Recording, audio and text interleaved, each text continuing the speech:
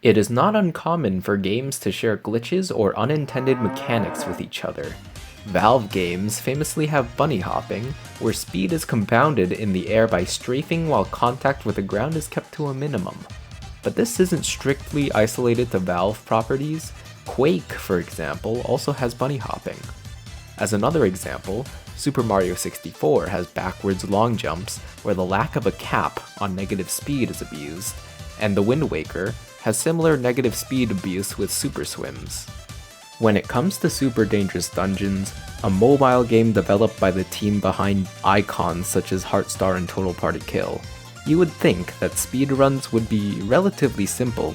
After all, how complex could a mobile platformer really be? As it turns out, definitely not as complex as console games can be, but you would be surprised at how many discoveries there have been in this niche mobile speedrun. Take the Water Dungeon, for example, the second in a selection of 6 offered by the game. When you play through it casually, you realize that there's a lot of waiting around. Platform cycles play a big part in this dungeon, more so than any other in the game. But over the years, top runners have developed strategies to catch faster cycles with a little bit of hitbox abuse and generally optimal movement. So what's with the intro? Why did I bring up all these cases of poor game programming? Well, let's take a closer look at the 9th level in the Water Dungeon. These disappearing and reappearing blocks are, to no one's surprise, on a timed cycle. The benefit of these blocks is that they don't become fully opaque until a little bit into their visual cue, and to avoid enraging the player with unfair precision, the blocks automatically push the player up safely on the temporary solid ground. Seems simple enough, and the first individual level records of the stage were just that, following the level as the developers intended. Of course, as the community's overall level of movement improved, we would start to see players time the block switching opacity much better, resulting in minor time saves of maybe a third of a second, half a second. Then, players started to actually go for individual level records outside of doing a full game run, focusing on optimizing every nook and cranny of a stage. This pushed the record down further when a player named Sukaboy went for a crazy hitbox abuse strategy here. This opened the door a little to further optimization, where myself and a player named SXK were able to push the record down to a sub 20. Considering the first ever submission was a 21.87, I would consider saving a full 2 seconds off of this level to be a great success. But we are not done yet. There's a chance that several of you watching now are familiar with the speedrun of Super Mario Bros. On the NES. In the level 4-2, those of you who are familiar will know about the wall clip in order to push Mario forward a few pixels to allow a wrong warp to happen. Although we aren't aware of any wrong warps in Super Dangerous Dungeons, I would like to direct your attention towards the mechanics of the wall clip. To paraphrase the wonderful Bismuth, in order to counteract the force of the character running further into the wall once the blocks turn opaque again, the game pushes the character opposite of the direction the player is holding right now. So that is why a left tap now pulls Timmy fully into the wall. Yes, the adventurer has a name. Say hi to Timmy. Taking a look at level 9 of Super Dangerous Dungeons, there only seems to be one place where a wall clip is viable, against this chain right here at the start. I was inspired by Super Mario Bros. Runs at this time, and decided to test out how solid SDD's programming was for fun. I wasn't even the first one to discover this, as another top runner, Sunshard, had independently discovered it a full 5 months earlier. However, my experimentation had piqued the interest of one Dono Lav. He first managed to clip into a place that seemed to defy logic, but he wasn't done with the wall clip just yet. On November 4th, 2021, Donolav broke the dam and exploded everyone else's mind with this single clip.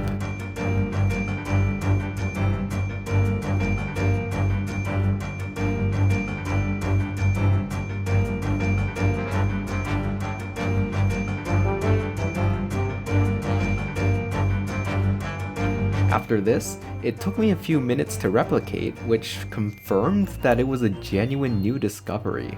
This trick was extremely difficult though, because you not only have to get the timing on when the blocks become solid again correctly, you also need to time the probably frame perfect left tap input and be at the correct height for the clip to happen.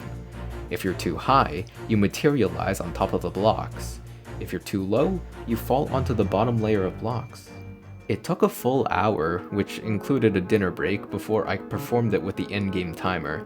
The total time save was nearly 5 seconds! The race to get this in a full dungeon run was on, and I managed to win it, getting a relatively clean run on the very next day. The new world record saved pretty much the exact time the new skip saved. For a strategy where I had about a 10% success rate, getting it first try in a full dungeon run after 3 minutes of gameplay is by no means an easy feat. 5 days later, on November 10th, 2021, I would improve the record by a further 9/10, and that is where the full dungeon record stands today. To date, I am the only person who has been able to achieve a first try wall clip in a full game run, and that specific trick is definitely the barrier to entry for world record contention. Don't get me wrong, catching all the other fast cycles in this dungeon is no cakewalk either, but in my opinion, Water 9 wall clip is by far the hardest trick we've discovered in the game. Since my escapades on the level, Sunchart and SXK traded records on it until it settled on a sub 15 just about, where it stands today.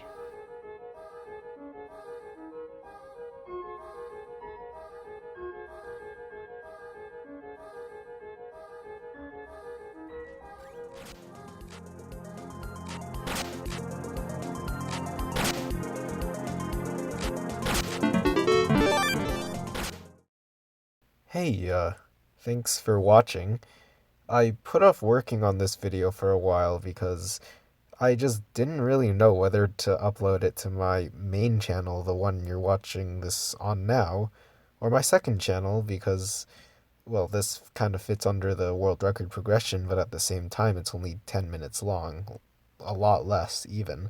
So, yeah, I just wasn't sure, but hey, did you know I have a second channel where you can watch two world record progression videos that I'm pretty proud of? If you like my kind of more in-depth content, then that's definitely the place to go. I don't have anything under the works right now, but when I do find the motivation, the drive to research and work on another full world record progression again, then that's going to be the place where I upload it. So be sure to subscribe there and to just, if you like this video, then give it a like. Make sure to comment as well to let me know what your thoughts are. If I should keep making kind of short, bite-sized content like this on my main channel, or, if I should try to upload these on my second channel as well, because I still don't know where these belong. So yeah, just thanks for watching again, and I guess I'll see you in the next video.